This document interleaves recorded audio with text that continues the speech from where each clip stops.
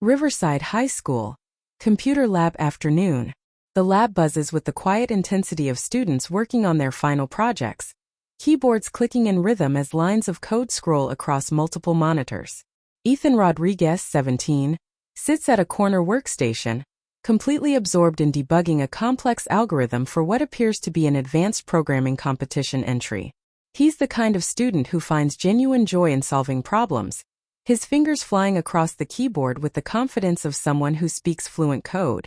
His project is a sophisticated mobile app designed to help students with learning disabilities navigate academic challenges, something he's been developing for months with the kind of dedication that impresses teachers and intimidates classmates. At the workstation beside him, Marcus Rodriguez, 19, Ethan's older brother, pretends to work on his own assignment while actually watching Ethan code with barely concealed envy. Where Ethan is naturally gifted with technology and academics, Marcus has always struggled to find his own identity, constantly living in the shadow of his younger brother's achievements. Marcus is handsome and charming in ways that usually compensate for his academic shortcomings, but lately those qualities haven't been enough to maintain his relationship with Jessica Chun, 18, the valedictorian whose approval he desperately craves. "That looks incredible," comes a voice from behind them, and both brothers turn to see Jessica approaching with her characteristic grace and intelligence shining in her eyes. She's the kind of person who makes others want to be better versions of themselves, which is exactly why Marcus has been trying so hard to impress her for the past 6 months. The user interface is so intuitive, and the way you've integrated the voice recognition features is really sophisticated. She's talking to Ethan, her attention completely focused on his project, and Marcus feels the familiar sting of being overlooked despite his efforts to capture her interest. "Thanks," Ethan responds with genuine modesty, minimizing his screen slightly as if embarrassed by the praise. "It's not really finished yet. I'm still working out some bugs in the speech-to-text translation, and the database optimization could be more efficient." Jessica leans closer to examine his code, her proximity making Marcus clench his jaw with jealousy. He tries to disguise as brotherly pride. "Are you planning to enter this in the state programming competition? This could easily win the innovation category." Marcus watches this exchange with growing resentment, remembering how Jessica barely acknowledged the essay he'd struggled to write for her creative writing class, the one he'd spent weeks crafting in hopes of proving he had intellectual depth beyond his reputation as the charming slacker. He'd been dating Jessica for 3 months, but increasingly he feels like he's losing her attention to people who can match her intellectually, people like his younger brother who makes complex programming look effortless. That evening at home, the Rodriguez family sits around the dinner table in their modest but comfortable house, the walls decorated with academic achievements that belong mostly to Ethan despite Marcus being the older son. Their parents, Maria and Carlos Rodriguez, beam with pride as Ethan explains his latest project, their enthusiasm evident in every question they ask about technical specifications and potential applications. "Mijo, this could really help so many students," Maria says, her voice thick with maternal pride. "You have such a gift for seeing how technology can solve real problems." Marcus picks at his food, contributing little to the conversation beyond occasional nods and forced smiles. When Carlos asks about Marcus's own classes, the response is predictably disappointing. "Just the usual stuff, Dad. English, history, you know. Nothing as exciting as Ethan's computer wizardry." The self-deprecating comment is meant to deflect, but it only highlights the growing gap between the brothers' achievements and their parents' expectations. After dinner, Marcus retreats to his bedroom where he scrolls through Jessica's social media posts, studying her photos from academic competitions and honor society events, trying to understand what kind of person he needs to become to keep her interest. Jessica's posts are filled with intellectual discussions and achievements, a constant reminder of the world she inhabits that feels increasingly foreign to Marcus. He sees her comments on posts about coding boot camps and technology conferences, her excitement about innovations and breakthroughs that might as well be written in a foreign language for all he understands them. The breaking point comes the following week when Marcus overhears Jessica talking to her friends about the upcoming state programming competition, her voice animated with excitement as she discusses the potential entries. "Ethan Rodriguez's app is going to be incredible. I've been helping him test some of the accessibility features, and it's honestly better than some professional applications I've seen. He's going to win for sure." The casual way she mentions spending time with his younger brother hits Marcus like a physical blow, and he realizes that while he's been struggling to find ways to connect with Jessica intellectually, Ethan has been naturally drawing her attention simply by being himself. That night, Marcus lies awake formulating a plan that grows more detailed and more morally questionable with each passing hour. He knows Jessica values integrity and academic honesty above almost everything else, traits that make her perfect in his eyes, but also create an opportunity for manipulation if he's desperate enough to take it. The plan requires betraying his brother in the most fundamental way possible, but Marcus tells himself that Ethan will recover from the disappointment, while Marcus might never get another chance with someone like Jessica. The next morning, Marcus arrives at school early and uses his access to the computer lab to plant evidence that will make it appear Ethan has been cheating on his programming project. Using skills he's developed not for academic achievement, but for covering his tracks when he's cut classes or failed to turn in assignments, Marcus carefully doctors timestamps and code comments to suggest that large portions of Ethan's app were plagiarized from various open-source projects available online. The forgery is sophisticated enough to fool a casual investigation, but sloppy enough that a determined investigator would eventually discover the deception, though Marcus is counting on the initial shock and disappointment to damage Ethan's reputation before anyone looks too closely. He plants additional evidence suggesting that Ethan has been selling completed assignments to other students, a side business that would explain his recent academic success and provide a motive for the supposed plagiarism. Marcus times his discovery of the evidence perfectly, ensuring that Jessica is present when he dramatically uncovers what appears to be proof of his brother's academic dishonesty. "I can't believe this," he says, his voice perfectly calibrated to convey shock and disappointment rather than accusation. "I was trying to help Ethan debug his code, and I found these files hidden in a subfolder. Look at these timestamps. Look at these code comments that don't match his usual style." Jessica examines the evidence with the thorough attention to detail that makes her such an excellent student, her initial skepticism giving way to concern as the fabricated proof appears to support Marcus's claims. "This doesn't seem like something Ethan would do," she says, but her voice carries uncertainty as she recognizes coding techniques and libraries that seem beyond Ethan's demonstrated skill level. Maybe there's an explanation. Maybe he was working with someone else, or maybe these files aren't what they appear to be. "I hope you're right," Marcus responds, his performance of reluctant accusation nearly perfect. "But Jessica, look at this folder labeled client work. These are completed assignments with other students' names on them. If Ethan's been selling homework, that would explain how he had time to develop such a sophisticated app. I don't want to believe it either, but the evidence is pretty damning." He watches Jessica's face as she processes this information, seeing her struggle between loyalty to someone she respects and the mounting evidence of deception. The confrontation happens that afternoon in the computer lab, with Jessica present as a witness and Marcus playing the role of the concerned but disappointed older brother. "Ethan, we need to talk about some files I found on your workstation," Marcus begins, his tone carefully modulated to sound more sad than angry. "I was trying to help you with that database optimization issue, and I discovered some things that are pretty concerning." Ethan looks up from his keyboard with genuine confusion, his expression innocent in a way that makes Marcus feel a moment of guilt before his desperation overrides his conscience. "What kind of things?" Ethan asks, minimizing his current work to give his brother full attention. The trust in his voice makes what Marcus is about to do feel even more monstrous, but he's committed to the path now and can't turn back without losing everything. "These files," Marcus says, pulling up the fabricated evidence on his own laptop. "Code that doesn't match your usual style, timestamps that suggest you didn't write it yourself, and what looks like a side business selling completed assignments to other students. Ethan, please tell me there's an explanation for this that doesn't involve academic fraud."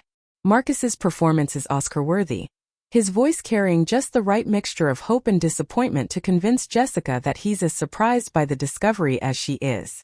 Ethan stares at the screen in shock, his face cycling through confusion, disbelief, and growing horror as he realizes what he's being accused of. "This isn't real," he says, his voice barely above a whisper. "Marcus, these aren't my files. I've never seen this code before, and I definitely haven't been selling assignments to anyone. Someone planted this evidence." His denial sounds exactly like what a guilty person would say when caught, especially to someone predisposed to believe in academic integrity violations. Ethan, I know this is hard to admit, but the evidence is pretty clear, Marcus continues, hating himself even as he destroys his brother's reputation with surgical precision. The timestamps show you were working on these projects during class hours when you were supposed to be attending lectures. The coding style analysis matches techniques you've used in your legitimate work. And Jessica can verify that your app seemed too sophisticated for someone your age to develop independently. Jessica, who has been silent throughout this exchange, finally speaks with the kind of measured disappointment that cuts deeper than anger. Ethan, I've been defending you to people who said your projects seemed too advanced for a high school student. I told them you were just naturally gifted, but now I'm wondering if I was naive to trust you so completely. Her words hit Ethan like physical blows, and Marcus can see his brother's world crumbling in real time. Jessica, you have to believe me, Ethan pleads, turning to face her with desperate honesty in his eyes. I've spent months developing this app. Every line of code, every user interface element, every database query was written by me. I can explain every design decision, every optimization choice, every bug fix. This evidence was planted by someone who wants to destroy my reputation. But his protests sound exactly like the desperate lies of someone caught in academic fraud, and Marcus watches with satisfaction as Jessica's expression hardens with disappointment. The state programming competition is next week, Jessica says quietly. If you submit a plagiarized project, you'll be banned from academic competitions permanently. More than that, Ethan, you'll be betraying everyone who believed in you. Her words carry the weight of moral authority that makes them impossible to dismiss, and Ethan realizes that no amount of protestation will convince her that he's been framed. The aftermath unfolds exactly as Marcus planned, with devastating efficiency that surprises even him. Ethan withdraws from the programming competition rather than risk submitting work that appears plagiarized, effectively conceding guilt in the eyes of teachers and classmates who had expected great things from him. His parents, initially supportive, begin to question their faith in their son, as the evidence mounts and Ethan's explanations sound increasingly desperate and implausible. Marcus, meanwhile, positions himself as the disappointed but loyal brother who discovered the truth, and tried to help Ethan find a way forward that wouldn't destroy his future completely. I keep thinking there must be an explanation that makes sense, he tells Jessica over coffee the day after the confrontation. Maybe Ethan got in over his head and made some bad choices, but he's not fundamentally dishonest. Maybe this is a wake-up call that helps him get back on the right path. Jessica appreciates Marcus's loyalty to his brother, seeing it as evidence of the kind of character she values in a relationship. You handled that situation with such maturity, she tells him. It must have been incredibly difficult to expose your own brother's cheating, but you did the right thing. Academic integrity matters more than family loyalty when it comes to something this serious. Her approval feels hollow to Marcus, tainted by the knowledge that it's based on a lie, but he tells himself that the end justifies the means. For 3 weeks, Marcus enjoys the benefits of his deception as Jessica grows closer to him and more distant from Ethan, their intellectual connection severed by her belief in his fundamental dishonesty. Marcus finds himself included in academic discussions and honor society events he would never have been invited to otherwise, riding on the wave of respect he's earned for his supposed moral courage in exposing his brother's fraud. But the foundation of lies begins to crumble when Mr. Davidson, the computer science teacher, decides to investigate the plagiarism accusations more thoroughly before filing an official report that would follow Ethan to college. His examination of the supposedly plagiarized code reveals inconsistencies in the metadata that suggest the files were created after Ethan's original work, not before. The timestamps have been altered in ways that require administrative access to the school's network, access that only a few students possess. The investigation expands when Mr. Davidson discovers that the client work folder was created using Marcus's student login credentials, information that was supposed to be anonymous, but becomes traceable when examined by someone with the technical expertise to follow digital breadcrumbs. The revelation that Marcus not only had the access necessary to plant the evidence, but actually used his own account to create the fraudulent files exposes the entire frame-up with brutal clarity. The confrontation happens in the principal's office with both brothers present, Their parents called in to witness the unraveling of Marcus's deception. The evidence is clear, Mr. Davidson explains, his disappointment evident as he lays out the timeline of Marcus's manipulation. The plagiarized code was planted after Ethan's original work was completed, using administrative privileges that only Marcus possessed. The metadata shows that Marcus created the fraudulent evidence, then discovered it in a performance designed to implicate his brother. Marcus watches his carefully constructed lie collapse in real time, seeing the horror and disappointment in his parents' faces as they realize their older son framed their younger son for academic fraud. "Marcus, how could you do this to your own brother?" Maria asks, her voice breaking with the kind of maternal anguish that cuts deeper than any punishment the school might impose. "Ethan looked up to you, trusted you, defended you when people said you were jealous of his success. I didn't mean for it to go this far," Marcus says, the words sounding pathetic even to his own ears. "I just wanted Jessica to notice me, to see me as someone worth her time and attention. Ethan gets everything so easily, and I've been working so hard to prove that I'm smart enough, good enough, worthy enough to be with someone like her." His explanation only makes the betrayal seem more calculated and cruel, revealing that he was willing to destroy his brother's future for his own romantic insecurity. Ethan, who has remained silent throughout the meeting, finally speaks with a voice that's completely devoid of the warmth and affection he used to show his older brother. "You destroyed my reputation, cost me the programming competition, made our parents doubt me, and broke my relationship with Jessica. All because you were jealous that she noticed my work?" The hurt in his voice is profound, but underneath it Marcus can hear something harder and more permanent: the death of whatever brotherly bond they once shared. "Ethan, I'm sorry," Marcus begins, but his brother cuts him off with a gesture that's final as a door slamming shut.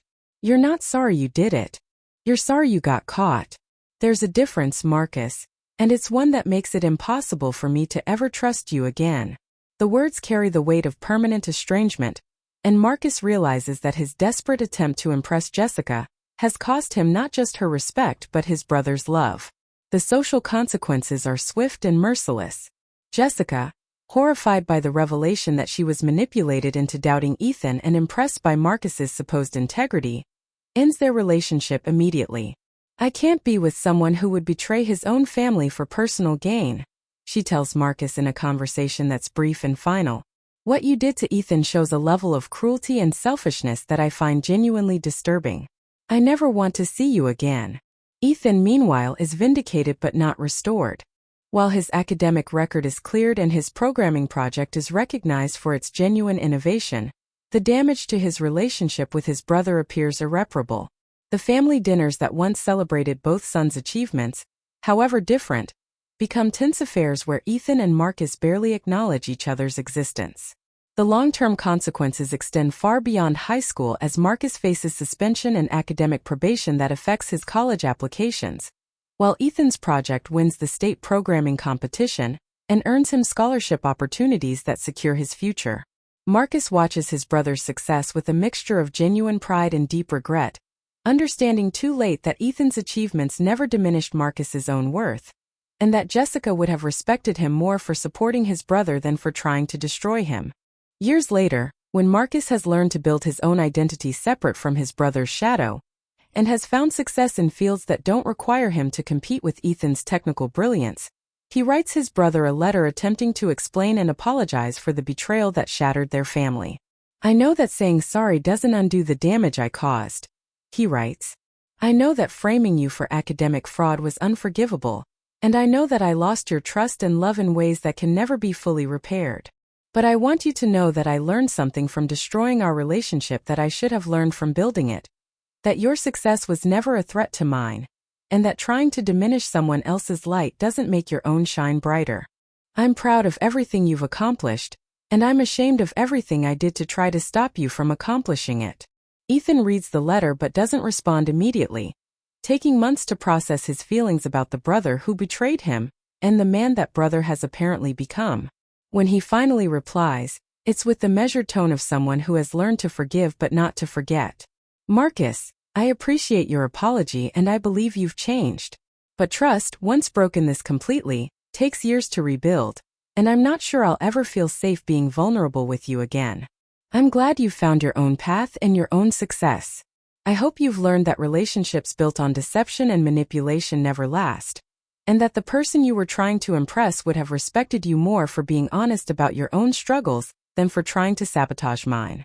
Maybe someday we can have a relationship again, but it will have to be built on who we are now, not who we were when you decided to frame me to impress a girl who deserved better from both of us. The brothers' relationship remains strained but not completely severed, marked by the kind of cautious civility that develops between people who share history but not trust. Marcus learns to live with the consequences of his actions, understanding that some betrayals leave permanent scars, even when forgiveness is possible. He builds a successful career in marketing, finding fulfillment in work that values creativity and persuasion rather than technical expertise, and eventually marries someone who appreciates him for who he is rather than who he's pretending to be. Ethan becomes a successful software engineer who develops accessibility applications for major technology companies, his work helping thousands of students with learning disabilities in ways that make his high school project seem small by comparison. He eventually forgives Marcus enough to attend family gatherings and exchange holiday cards, but their relationship never regains the closeness it once had, serving as a permanent reminder that some actions, once taken, change everything irrevocably. The story ends with both brothers having learned harsh lessons about jealousy, integrity, and the true cost of betrayal, their lives following parallel paths that occasionally intersect but never fully reconnect, a testament to the lasting power of both family bonds and the actions that can shatter them beyond complete repair.